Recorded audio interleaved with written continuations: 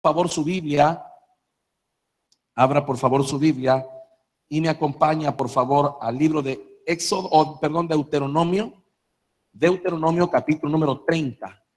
Deuteronomio capítulo número 30, voy a leer del versículo número 1 hasta el versículo número 14. El tema de esta noche es el poder del verdadero arrepentimiento. Amén. El poder del verdadero arrepentimiento. Dice la palabra bendita de nuestro Dios: sucederá que cuando hubieren venido sobre ti todas estas cosas, la bendición y la maldición que he puesto delante de ti, y te arrepintieres en medio de todas las naciones a donde te hubiere arrojado Jehová tu Dios, y te convirtieres a Jehová tu Dios y obedecieres a su voz, conforme a todo lo que yo te mando hoy, tú y tus hijos, con todo tu corazón y con toda tu alma, entonces Jehová hará volver a tus cautivos y tendrá misericordia de ti y volverá a recogerte de entre todos los pueblos a donde te hubiere esparcido Jehová tu Dios. Verso 4. Aun cuando tus desterrados estuvieren en las partes más lejanas que hay debajo del cielo, de allí te recogerá Jehová tu Dios, y de allá te tomará y te hará volver Jehová tu Dios a la tierra que heredaron tus padres, y será tuya, y te hará bien, y te multiplicará más que a tus padres. Y circuncidará Jehová tu Dios tu corazón y el corazón de tu descendencia, para que ames a Jehová tu Dios con todo tu corazón y con toda tu alma, a fin de que vivas. Y pondrá Jehová tu Dios todas estas maldiciones sobre tus enemigos y sobre tus aborrecedores que te persiguieron. Y tú volverás y oirás la voz de Jehová y pondrás por obra todos sus mandamientos que yo te ordeno hoy. Y te hará Jehová tu Dios abundar en toda obra de tus manos, y en el fruto de tu vientre, y en el fruto de tu bestia, y en el fruto de tu tierra, para bien, porque Jehová volverá a gozarse sobre ti para bien, de la manera que se gozó sobre tus padres cuando obedeciereis a la voz de Jehová tu Dios, para guardar sus mandamientos y sus estatutos escritos en este libro de la ley, cuando te convirtieres a Jehová tu Dios con todo tu corazón y con toda tu alma. Porque este mandamiento que yo te ordeno hoy no es demasiado difícil para ti, ni está lejos. No está en el cielo para que digas: ¿quién subirá por nosotros al cielo y nos lo traerá y nos lo hará oír para que lo cumplamos? Ni está al otro lado del mar para que digas: ¿quién pasará por nosotros el mar para que nos lo traiga y nos lo haga oír a fin de que lo cumplamos? Porque muy cerca de ti está la palabra, en tu boca y en tu corazón, para que la cumplas. Amén. Padre, oramos en esta noche suplicándote una vez más, Señor, la bendición de tu palabra sobre nosotros. Oramos, Señor, para que tú hagas descender sobre cada uno, Señor, espíritu de sabiduría y de revelación, a fin de que tu palabra, Señor, pueda iluminar nuestro entendimiento.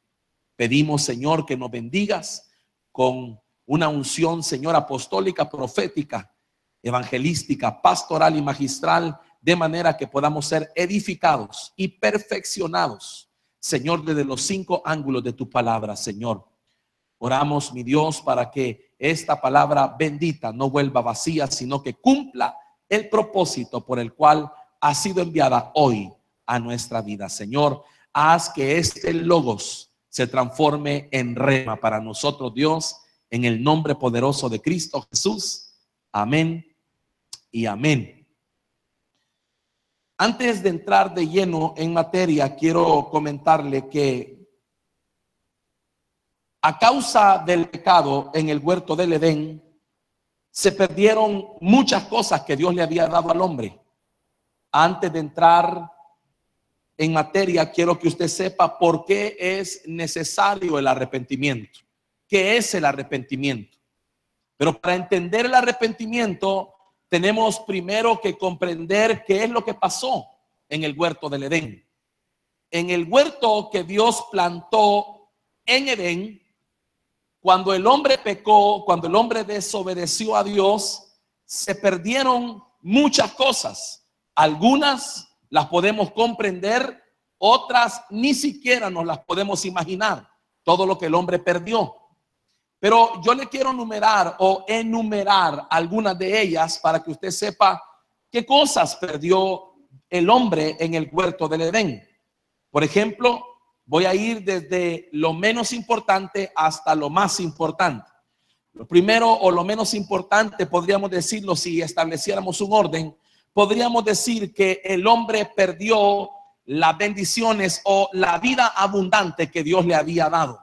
Dios lo había puesto en un huerto donde lo tenía todo. Lo único que él tenía que hacer era labrarlo y guardarlo. Los árboles le daban su fruto, el hombre tenía todo lo que necesitaba, estaba bendecido, tenía salud, tenía todo lo que el hombre pudiera necesitar. Pero a causa del pecado perdió el huerto, o sea, perdió su tierra prometida. Lo sacaron de ese huerto y lo hicieron vivir, hermano, fuera de esa bendición. Número 2, perdió su propósito. Dios le había dicho al hombre: fructificad, multiplicaos, llenad la tierra y sojuzgadla. El hombre tenía un propósito, era poblar la tierra y era llenar la tierra. Lo perdió porque el hombre ya había entrado en una decadencia. Número 3, perdió su diseño original. La Biblia dice que el hombre fue creado a imagen y semejanza de Dios. Quiero que me comprenda esto a la mayor, ¿qué le puedo decir yo? Que lo trate de sacar en esta tremenda revelación, y es esto: el hombre no era como es hoy. Tiene que comprender que el hombre fue creado a imagen y semejanza de Dios. Yo puedo entender esto para que usted lo comprenda. Imagínense cómo habrá sido esa creación que Dios nos muestra en su palabra, que en el tiempo futuro, cuando Cristo venga, o cuando seamos levantados, cuando seamos arrebatados, o cuando venga, o cuando el Señor nos levante, ¿verdad? Si estamos vivos, hermano, vamos a ser transformados en un abrir y cerrar de ojos. Y si no estamos vivos, la tierra, hermano, de ahí donde estemos nos va a levantar el Señor. Pero ¿qué tipo de cuerpo nos irán a dar, hermano, que nos va a permitir entrar al cielo, siendo que la Biblia dice que nada corruptible puede entrar? Ahora, la muestra usted la tiene en el ejemplo de Jesús, que cuando resucitó, el cuerpo de Jesucristo podía atravesar paredes, porque se le presentó a los discípulos donde estaban comiendo, las puertas estaban cerradas y entró, comió. Pero también me llama la atención que no lo reconocieron. Los discípulos que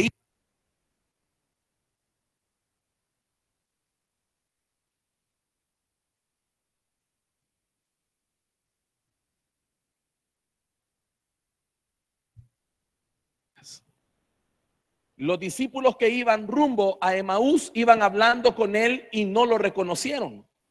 Entonces quiere decir que eso me apunta a que a nosotros también en ese día, en el día en que nos levanten o en el día que seamos glorificados o que nos den cuerpos glorificados, nos van a dar cuerpos superiores a estos. Amén. Eso me indica entonces que el cuerpo original del hombre debió haber sido superior al que hoy portamos, sobre todo porque este cuerpo es decadente por el pecado. La enfermedad entró, el hombre comenzó a envejecer de manera radical por culpa del pecado. Entonces perdió su diseño. Número 4, perdió la relación de autoridad que el hombre tenía en cuanto a la creación, porque Dios le había dicho al hombre que sojuzgara la creación que Dios había puesto. Dios le dijo al hombre que le pusiera nombre a los animales. Dios le dijo al hombre, hermanos, que sojuzgara. La palabra sojuzgar es dominar. Quiere decir que había una relación de autoridad que el hombre sostenía sobre la creación. que también se perdió a causa del pecado. ¿Por qué? Porque la naturaleza misma alcanzó maldición por el pecado del hombre. No sé qué número voy ya. 5. Se perdió la relación o la buena relación entre los hombres. Porque si usted se da cuenta, producto del pecado, Adán comenzó a culpar a Eva y comenzó a culpar a Dios. Eva comenzó a culpar a la serpiente. Comenzó a entrar entre el ser humano una especie de, digamos, destrucción, porque Caín terminó matando a Abel. El primer asesinato del mundo se llevó a cabo fuera del huerto, con el hombre ya caído. Entonces quiere decir que se perdió la buena relación que había. Número 6, el hombre perdió la paz interior. ¿Por qué? Porque comenzó a experimentar terror, miedo, ansiedad, soledad, culpa, vergüenza, cosas que antes el hombre no sentía. La primera vez que la palabra habla o que la palabra de Dios menciona el miedo es después de la caída. Cuando Dios busca al hombre y le dice a Adán, ¿dónde estás? Y él dice que se ha escondido y dice, porque tuve miedo, oí tu voz y tuve miedo. La relación del hombre, la condición interna del hombre cambió a raíz del pecado. Empezó a sentir vergüenza. La razón por la que empezó a sentir vergüenza es porque vio su condición, su desnudez, y dice que trató de cubrirse con hojas para no ver la condición el uno del otro. Y por último, y lo más importante, lo que el hombre perdió fue su comunión directa con Dios.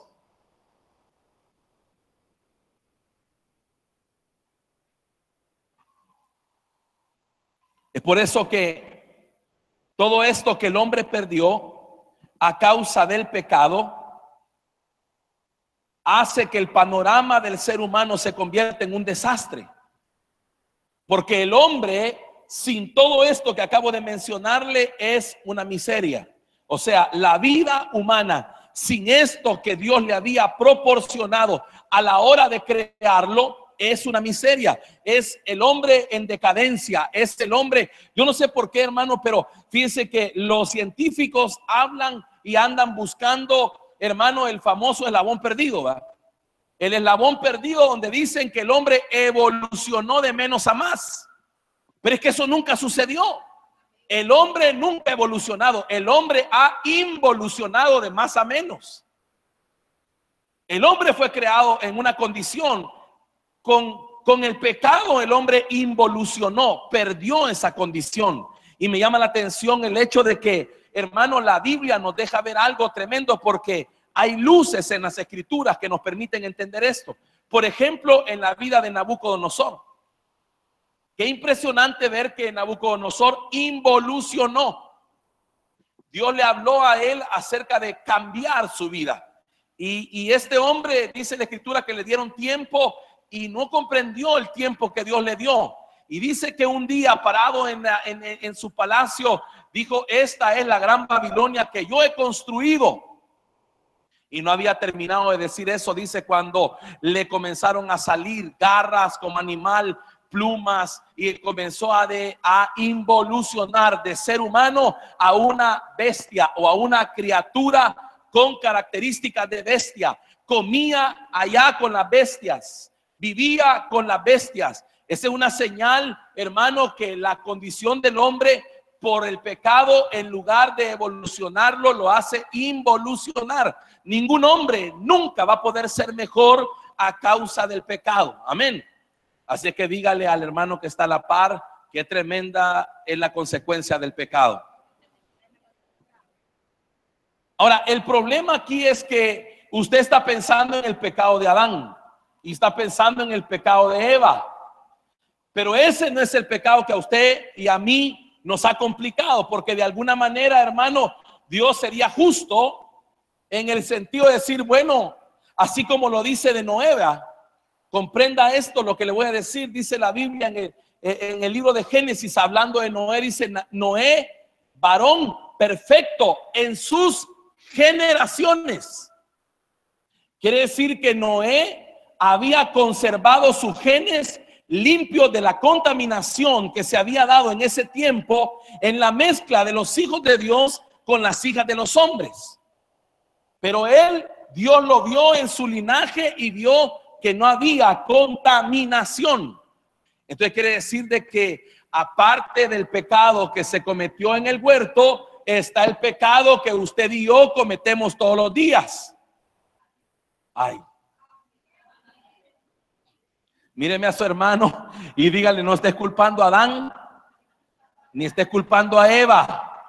Y oigo gente que dice, si no fuera por Adán, si no fuera por Eva. No, y todos los suyos pues. Y todos los pecados que hemos cometido nosotros nacimos. ¿Se ha dado cuenta, hermano, que cada día las generaciones vienen como con ese chip de pecar que se activa más rápido? ¿Usted se acuerda de los niños de antes? Así como en mi tiempo, por ejemplo, éramos bien inocentes, hermano. Mire, yo era tan inocente, hermano, que la pastora cuando me encontró me durmió. No supe ni qué hacer, me agarró ahí. Pero los niños de ahora, hermano, son tremendos. Usted no va a ver un niño hoy que tenga ya sus añitos y que se mantenga inocente. Bien saben lo que hacen. Mienten con naturaleza, desobedecen con toda saben lo que están haciendo. Eso me indica a mí de que las generaciones se están degenerando. Amén. Es el efecto del pecado en la raza humana. Pero entonces el Señor, hermano, hablando del plan para redimir esa humanidad que el mismo Dios había creado, en ese plan redentor, nuestro Dios prepara un cordero, prepara un sacrificio, prepara a alguien que va a ir en sustitución del hombre que había pecado, del hombre que no podía de alguna manera remediar eso, y va a la cruz del Calvario. Y Jesús, hermano, viene a propiciar una nueva relación entre Dios y el hombre, porque nunca fue el hombre el que buscó arreglar la situación, fue Dios el que buscó arreglarla. Fíjense qué tremendo eso. Y eso pasó en el huerto. Adán no buscó a Dios para decirle, Señor, he pecado, sino que Dios buscó a Adán para preguntarle, Adán, ¿dónde estás? Y es que el hombre nunca, dice que no hay quien busque a Dios, dice. Qué tremendo eso. Pero Dios buscó al hombre, y en esa, digámoslo así, en ese plan perfecto de redención entra la historia que todos conocemos como el sacrificio de Cristo en la cruz del Calvario. Amén. Ese sacrificio que vino para restaurar lo que el hombre perdió en el huerto del Edén. Quiere decir que ahora los que estamos en Cristo, óigame acá, los que estamos en Cristo podemos accesar a todo lo que el hombre perdió en el huerto del Edén. Dígale al que está a la par, podemos. Ahora, no todos lo hacemos. Ya va a entender por qué. El sacrificio de Cristo, hermano, a pesar de que la Biblia dice, Juan 3:16, usted lo conoce, dice, porque de tal manera amó Dios a quién. ¿Verdad que no solo a usted y a mí? ¿A quién? Al mundo. ¿Y qué hizo Dios por ese amor? Dice, de tal manera amó Dios al mundo que dio. ¿Para qué? Para que todo aquel, ¿quién?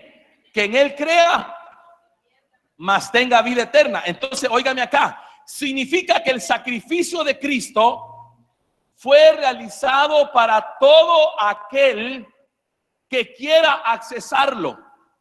En pocas palabras, Jesucristo viene, muere en la cruz del Calvario, no porque lo matan, sino porque Él pone su vida.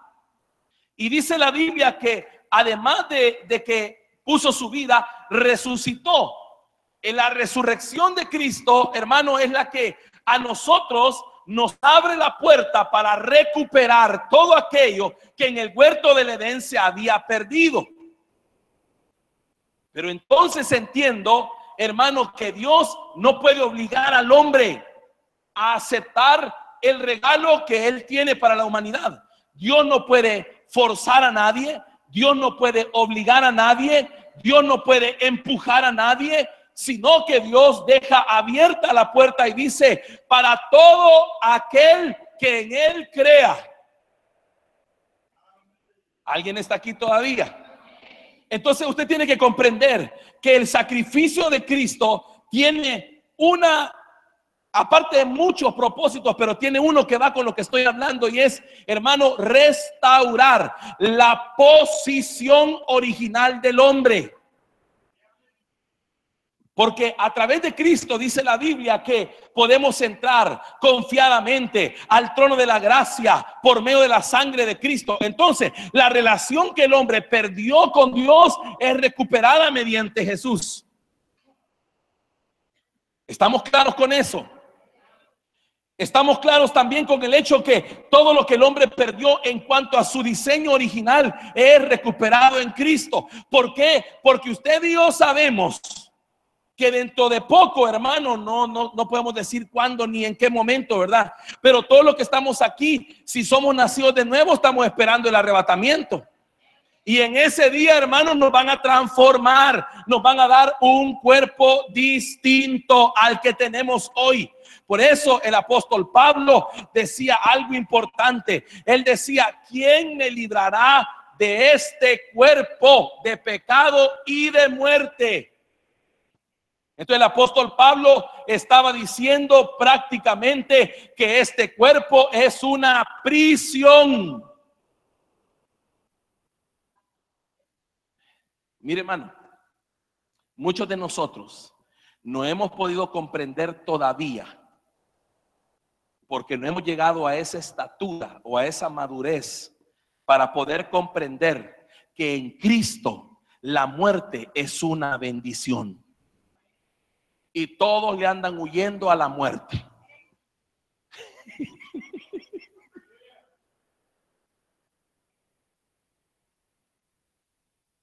Se enferma alguien, reprendo ese espíritu de muerte. Pero la Biblia dice que contra ese ejército no hay armas. Un día nos tenemos que ir. ¿Sí está conmigo todavía? Dígale al que está a la par suya: bendito los que estamos en Cristo. Porque la Biblia dice: ¿dónde está, oh muerte? ¿Y dónde sepulcro? Entonces los que estamos en Cristo no morimos, sino que dormimos. Amén. Ahora, escúcheme esto, por favor. El sacrificio de Cristo es lo que restauró todo lo que fue perdido en el huerto a través del pago con su sangre. Eso significa que Él vino a hacer lo que el hombre no podía hacer. Él pagó. En el cielo se preguntó: ¿quién irá? ¿Quién salvará? Y Él dice: heme aquí, yo iré. Y dice la Biblia: y me diste o me preparaste cuerpo. Hablando Jesús que se le da un cuerpo que estuviera capacitado y preparado para morir en la cruz del Calvario.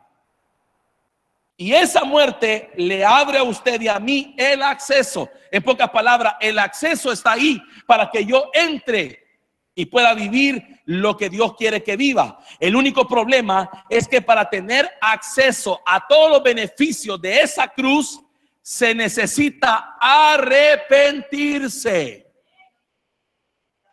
Entonces usted me va a decir: pastor, yo ya me arrepentí.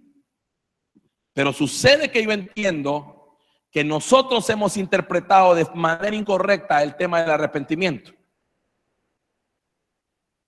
Porque fíjense que me doy cuenta que las personas creen que el arrepentimiento es para los que no conocen a Jesús. Entonces le decimos a la gente: arrepiéntanse y reciba a Cristo en su corazón. Y eso de alguna manera es correcto. Pero yo le quiero decir que el arrepentimiento no es un acto que se lleva a cabo una vez. El arrepentimiento de alguna manera es un estilo de vida que los cristianos deberíamos de tener. Ay. Porque quienes ya no pecan, levánteme la mano los que ya no pecan. Los que ya no fallan, los que no cometen errores. Entonces usted necesita arrepentirse. Yo necesito arrepentirme. No sé si usted me está agarrando esto, hermano. Porque si no me arrepiento, no puedo hacerme propietario de lo que Cristo alcanzó por mí o para mí en la cruz del Calvario. Es por eso que hay muchos cristianos que viven, hermano, en el Señor, o mejor dicho, en las iglesias, pero no están viviendo como Dios quisiera que vivan. Porque la Biblia dice: amado, mi deseo es que seas prosperado en todas las cosas y que tengas salud, así como prospera tu alma. Quiere decir entonces que Dios desea que usted y yo, hermano, podamos restaurar, o que se restaure en nosotros lo que se perdió en el huerto. Pero la única manera de entrar a vivir eso es que nosotros practiquemos una vida de arrepentimiento. Y entonces yo le decía: Señor, qué tremendo, porque el arrepentimiento nos lo han enseñado por tantos años, pero nos lo han enseñado de manera incorrecta. Porque en primer lugar, para muchos de nosotros, arrepentirnos es pedir perdón. Y eso no tiene nada que ver. Le voy a decir por qué. Porque el pedir perdón solo es el comienzo del verdadero arrepentimiento. Tampoco es lo que nos han dicho. Arrepentimiento, nos han dicho, es alejarse del pecado. Tampoco es del todo cierto. Ese es parte de el verdadero arrepentimiento.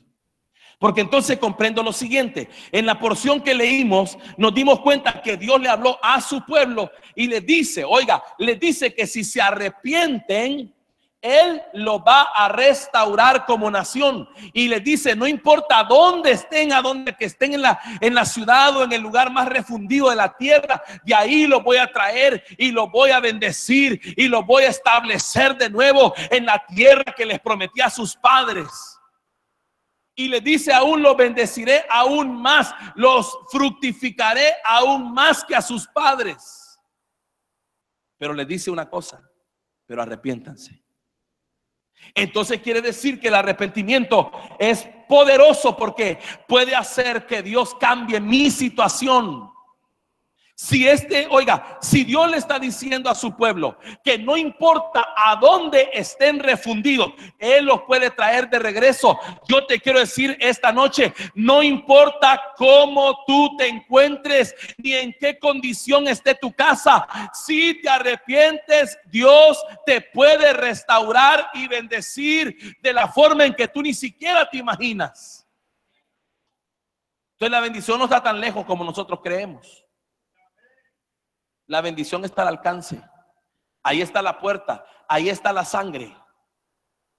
Fíjese que me llama la atención que la sangre derramada no es la que causa el efecto,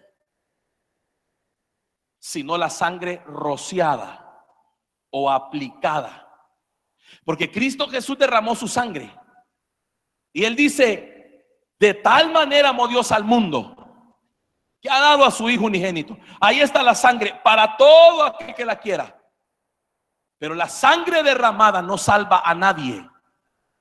Es la sangre aplicada sobre la vida de las personas la que hace el efecto.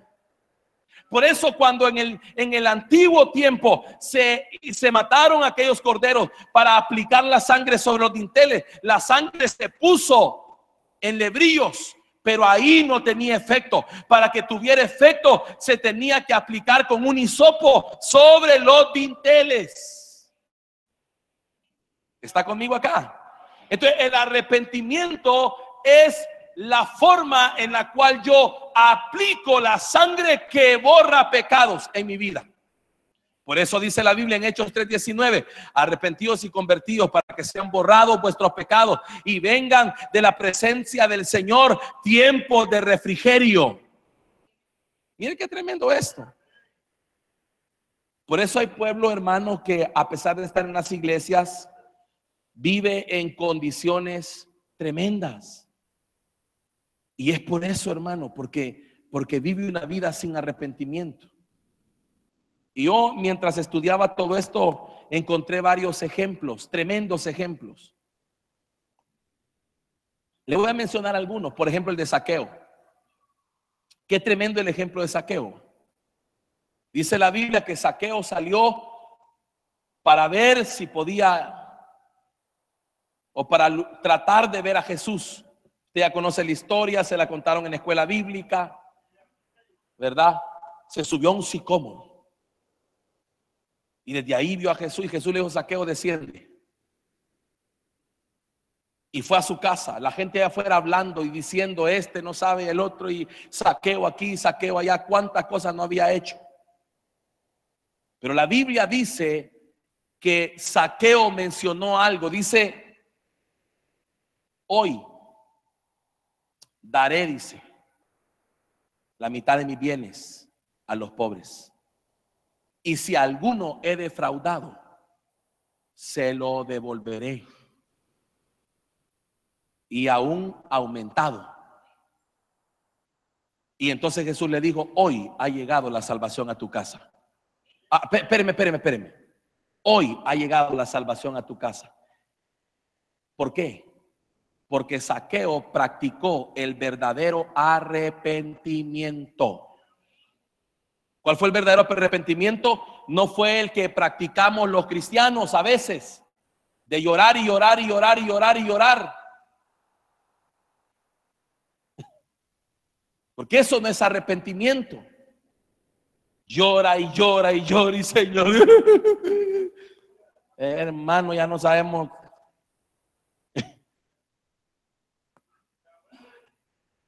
Pero aparte de llorar, no hay cambios. No hay regeneración. No hay rectificación en sus actos. Sino que hemos reducido el arrepentimiento a un sentimiento. Entonces me siento mal, Señor, porque te fallé, Padre, perdóname. Tú sabes que yo no lo quería hacer, pero la carne es débil, Padre. Que dicho sea de paso, ahí no le están dando a usted justificación para pecar al decir que la carne es débil. Le están diciendo que la carne es débil y por eso tiene que velar. Y si vela, su carne se va a someter. Pero entonces, escúcheme acá, quiere decir que el arrepentimiento es más de lo que nosotros entendemos. Diga conmigo: arrepentirme no es llorar. Está como el esposo. Le voy a poner un ejemplo para que usted lo entienda. Aquí no pasa ni va a pasar nunca. Pero está como el esposo, ¿verdad? Que llega tomado a la casa y trata mal a la esposa y le deja el ojo así, ¿verdad? Sale la esposa y dice: yo no quiero más nada contigo y que no sé qué. Pero el esposo viene: mira, yo estoy llorando, las lágrimas de cocodrilo, ¿sí? Estoy arrepentido, perdóname, no vuelve a pasar, ya vas a ver que no. Al mes otra vez igual. Eso no es arrepentimiento. Eso es un sentimiento que sabe que ha hecho algo incorrecto. Y la mayoría de veces las lágrimas no es que se arrepientan, sino que no quieren pagar las consecuencias. Esa es la razón de las lágrimas. La razón de las lágrimas es: perdónenme, no quiero pagar el precio. El verdadero arrepentimiento decide pagar un precio. Ay, hermano, ayúdeme usted acá. Por ejemplo, el hijo pródigo. ¿Qué dijo el hijo pródigo? ¿Se acuerda usted? ¿Qué dijo él? Volvió en sí, dice. Y entonces dijo: ¿y yo qué hago aquí? Dijo: aguantando hambre en la casa de mi padre. Los jornaleros comen mejor que yo. Yo me levantaré, iré donde mi padre y le diré. Oiga esta implicación: Padre, he pecado contra el cielo y contra ti. No es solo de arreglarse con Dios, Es de arreglarse con la gente a la que le hemos fallado. He pecado contra el cielo y contra ti. No soy digno de llamarme tu hijo. Oiga, hazme como a uno de tus jornaleros. Oiga, él estaba decidido a pagar el precio porque estaba arrepentido. Y eso significa, Padre, si el precio que tengo que pagar es, siendo tu hijo, vivir como un jornalero, no me importa, estoy dispuesto a pagarlo. Y el padre le dice, ni le dijo nada, lo abrazó, lo besó y le dijo a los criados: prepárenle a este el mejor vestido, y ya sabe usted todo lo demás, anillo, calzado y todo aquello. Pero dio un corazón que no llegó a demandar, porque solo el que no está arrepentido demanda. Es tremendo eso, va.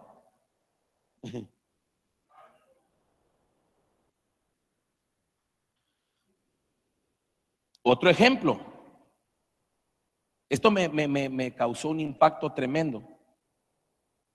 Si me acompaña Hechos capítulo 4 y verso 34, mientras buscaba y estaba ahí alimentándome, encontré este pasaje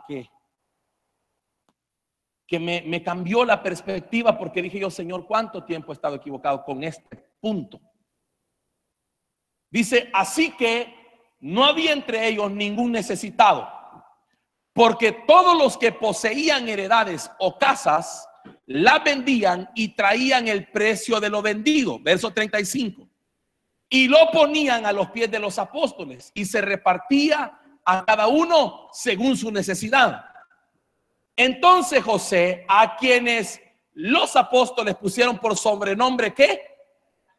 Que traducido es, que era natural de Chipre, como tenía una heredad, la vendió y trajo el precio y lo puso a los pies de los apóstoles. Todo el tiempo había admirado a este hombre, en el sentido que yo dije: qué generoso este hombre. Y todos nosotros: Señor, hacenos como ese Bernabé, Padre, que le tocaste el corazón. Pero no es cierto. Él solo procedió al arrepentimiento. Aunque usted ahí no lo pueda ver, ¿verdad?, de entrada, pero hay una palabra clave: levita. Los levitas no podían tener heredad.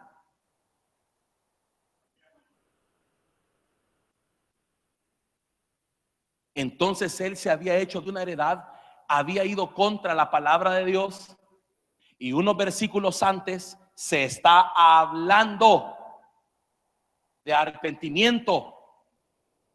Y entonces él reconoce que como levita no le es permitido tener heredad. Y él procede a venderla y a llevarla a los apóstoles. No por generoso, sino por ponerse a cuentas con Dios.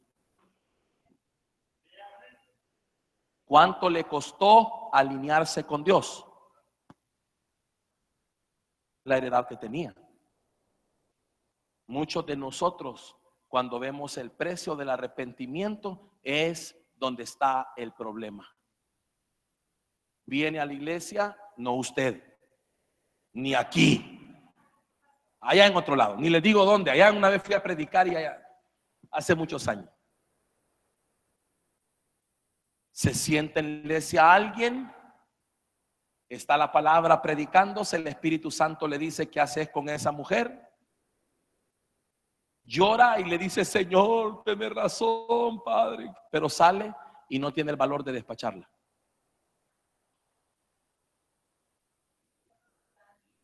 Ay.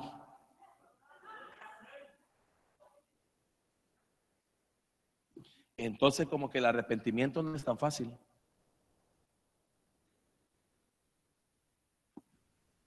Es como cuando usted mira de lo que se tiene que deshacer para estar a cuentas con Dios y dice: Señor, qué precio más alto. Sí, pero es más alto irte al infierno.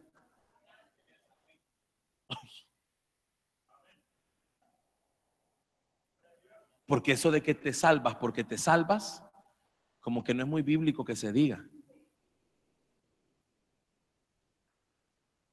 Es decir, la salvación es un regalo, pero la llave es el arrepentimiento. Nunca alguien puede accesar el perdón de Dios si no se arrepiente. Entonces, ¿qué es el arrepentimiento? Vamos a entrar en materia, ya vivimos el contexto. El arrepentimiento, primeramente, la palabra original es una palabra que significa volver o regresar.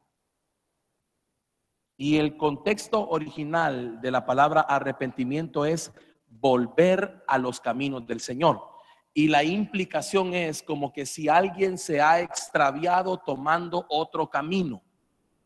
Y la palabra arrepiéntete es regresa al camino.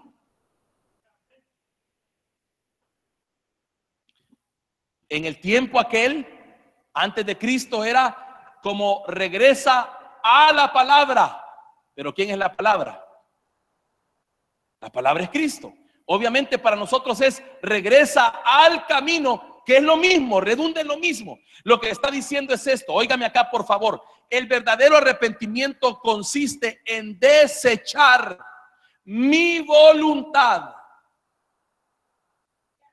para vivir conforme a la voluntad de Dios que está descrita en su palabra.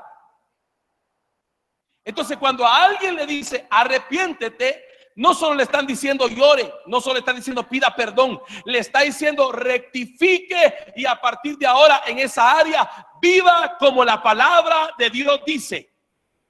Por eso Bernabé, o sea, ese hombre a quien le pusieron Bernabé, ese hombre le llegó el día de arrepentirse. A Zaqueo le llegó el día de arrepentirse. ¿De dónde cree usted que sacó él el hecho de que iba a vender la mitad de lo que tenía y dárselo a los pobres? ¿Cree que se lo inventó?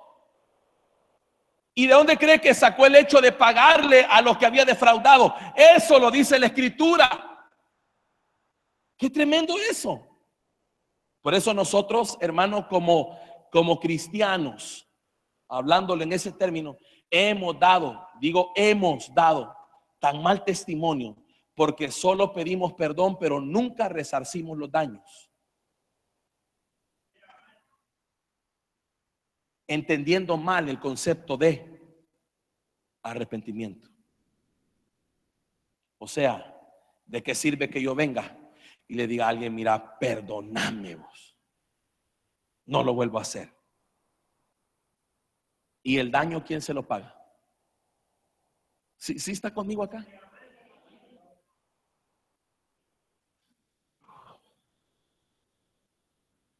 Entonces la palabra arrepentirse es la palabra teshuvah.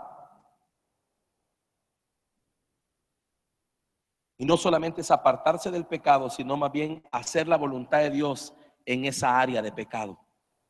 La palabra original tiene como determinación volver o regresar, encaminarme por el camino verdadero, volver a la palabra. Entonces significa que lo que Dios está esperando de nosotros es que en esa área donde estamos fallando nos alineemos no a lo que yo digo, no a lo que usted dice, no al consejo del compañero de trabajo, sino a lo que la palabra de Dios dice. Es por eso que una demostración nuestra de que estamos arrepentidos es que empezamos a hacer las cosas bien. Nunca que usted le diga, Señor, mira, yo estoy arrepentido, Padre, yo. Pero al día siguiente está haciendo lo mismo. Ese arrepentimiento, yo no le veo mayor fundamento. Arrepentirse es entender que debo cambiar y debo volver. Por eso cuando el Señor, hermano, les hablaba al pueblo de Israel, le decía, volveos a mí, regresen a mí, a mi palabra, a mi camino. Y yo no sé si usted se ha puesto a pensar en cuántas áreas de nuestra vida nosotros necesitamos arrepentirnos, porque hacemos nuestra voluntad y no la de Dios. Y el Espíritu Santo a veces nos redarguye, ¿va? Y nosotros con llorar lo resolvemos, porque llorar muchas veces te elimina el cargo de conciencia. Y usted se va, ¿verdad? Pero con los ojos bien hinchados, pero con el corazón igual. Por eso que hay un montón de... Perdóneme, yo tengo que hablar claro, porque aquí, ¿qué hago yo? Pues, por eso que usted mira, un montón de veces en las congregaciones, en otras, aquí no. Aquí, hermanos, somos casi perfectos. Solo porque yo estoy aquí no somos perfectos. No porque usted sí. Pero usted mira gente que sale con el ojo hinchado, pero a la salida del culto le está hablando a la fulana. Así como le dijeron a la samaritana, va. Si tenés razón, le dijo, 5 maridos has tenido, el que tiene hoy tampoco es tuyo. O sea, una vida que no cambia, que no es transformada. Y salimos y decimos, Señor, y vamos con el concepto religioso de que ya lloramos y nos vamos y lo volvemos a hacer, pero nos queda, pero aquella esperancita de que el próximo culto vuelvo a llorar.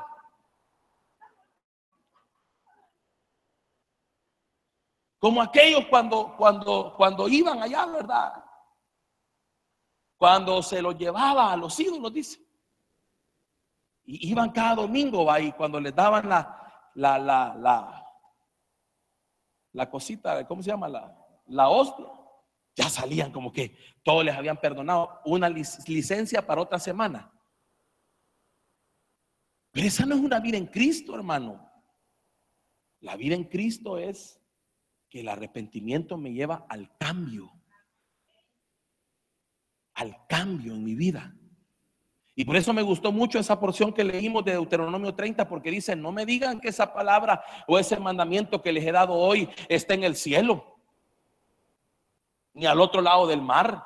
En su boca y en su corazón está la palabra, dice. Escojan simplemente, si usted lee verso más adelante, dice, delante de ustedes está. Escojan. Quiere decir que nosotros, Dios nos ha dado la capacidad. Mire, hermano, yo encontré, usted lo puede buscar, anote por favor, Segunda de Crónicas, capítulo número 33. Segunda de Crónicas 33, y lo lee en su casa. Hermano, habla acerca de un hombre llamado Manasés, que dice que comenzó a reinar a los 12 años y que reinó 58 años, por ahí más o menos reinó. Y dice que al principio hizo lo malo ante los ojos de Dios. Y dice que él, hermano, levantó los altares que su padre había derribado, los altares a ídolos que su padre había derribado. Él los levantó. Dice que hizo cosas abominables a Dios. Dice que pasó sus hijos por el fuego.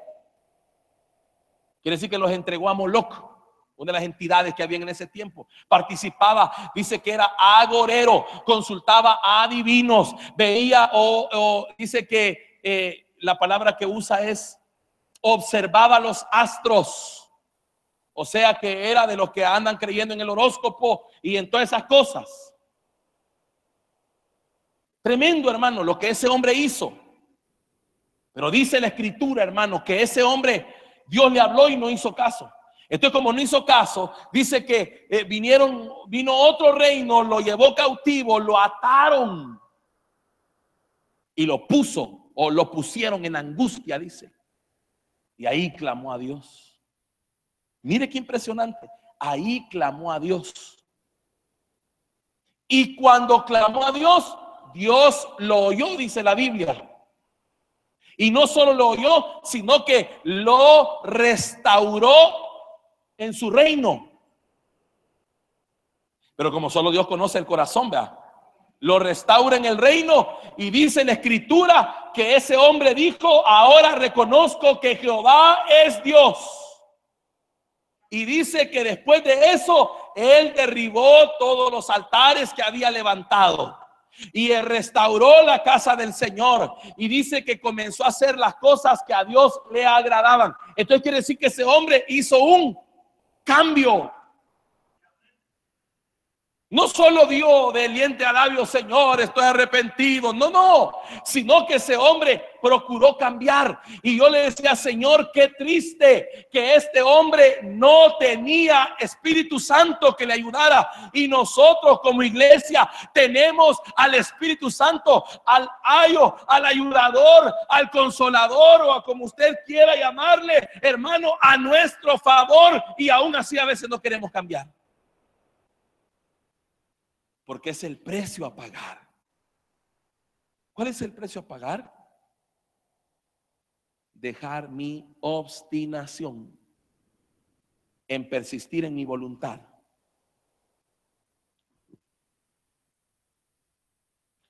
¿Está conmigo aquí todavía?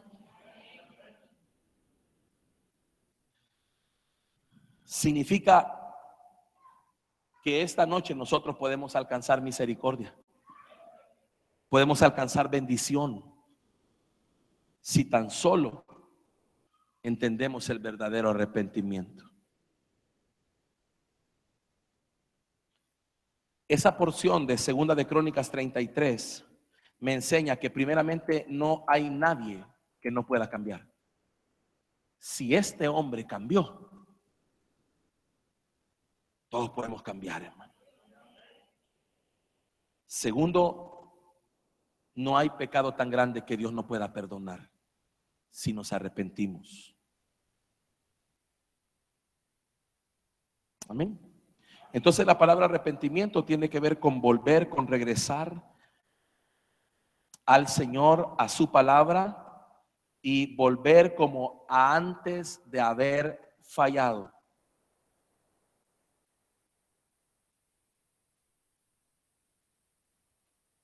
Necesitamos dar frutos dignos de arrepentimiento.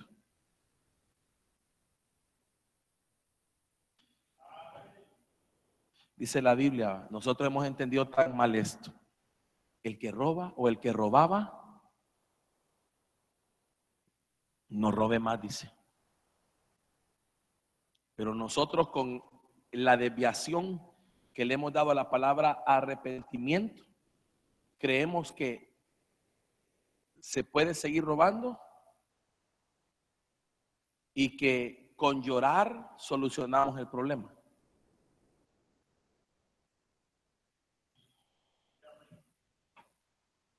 Dios se va a comenzar a mover en tu vida cuando tú empieces a dar muestras que quieres cambiar. El arrepentimiento es la única llave para accesar el perdón de Dios.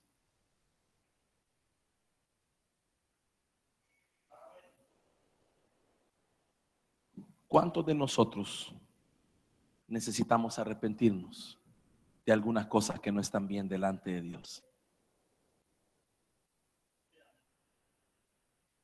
Yo creo que todos. Y el que me diga que no, arrepiéntase por ser mentiroso. Porque dicen que todos pecamos. Y el que dice que no peca, hace a Dios mentiroso. Todo lo que hacemos que no está pegado a la palabra es un área donde nos debemos arrepentir. Por eso es que usted y yo necesitamos conocer las Escrituras. Porque dice la Biblia, mi pueblo perece por falta de conocimiento. ¿Y sabe por qué el pueblo tiene falta de conocimiento? Porque más adelante dice, por cuanto desechaste el conocimiento. Porque no se instruyen, porque no estudian, porque no quieren entender. Hay algo interesante en esto, es que la gente no quiere ser expuesta a la luz, porque al ser expuesta a la luz, o en la luz, el pecado sale a luz. Hay gente que me dice a mí, no, pastor, yo todavía no estoy listo para congregarme porque hay varias cosas que tengo que dejar. Entonces lo que me está diciendo es, no quiero. ¿Y qué tal si en esa espera se muere? Esa es mi pregunta. ¿Y quién le garantiza que va a vivir hasta que le dé la gana cambiar? ¿Y cuántos no se han muerto? Pues qué terrible eso, ¿no le parece? Por eso yo creo que, hermanos, nosotros los que estamos aquí esta noche somos privilegiados, porque nos están dando oportunidades. Amén. Póngase de pie, por favor.